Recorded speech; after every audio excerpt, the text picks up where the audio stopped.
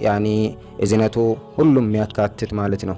አላህ በአላህ ሱብሃነሁ ወተዓላ ግዛትን እያፈለኩን ይጀምራለሁ ማለታችን ነው ማለት ነው ትርጉሙ።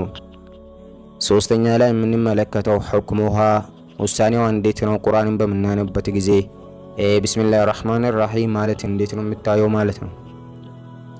አንደኛ ዋጅበቱን ግዴታ ናት ፊ አወል ኩል ሱረትን ሱራ በሙሉ የቁርአን ሱራዎች እንግዲህ 114 ሱራዎች ቁርአን ውስጥ ይገኛሉ።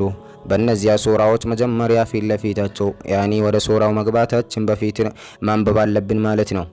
ማዕዳ ሱረቱ ተውበቲ ሱረቱ ተውባው ውጭ ያለው በሙሉ 113 ሱራዎች ማለት ነው በበስመላ እንጀምራለን ማለት ነው። ይሄ ግዴታ ነው ማለት ነው። ጃኢዘቱን እንደዛም ደግሞ ሁለተኛው ሁክሙ ምንድነው? ውሳኔ ጃኢዘቱን አንዳንድ ጊዜ ደግሞ ምንተው አለ የሚፈቀደው አለ ማለት ነው። መቼ ፊ ውስጥ አይ ሱረት ሚን ሱወሪል ቁርአን የሆነ ሱራ ጀምረን ካሁን በፊት ትናንት ይሆን ማታ ይሆን ጀምረን በሆነ ቦታ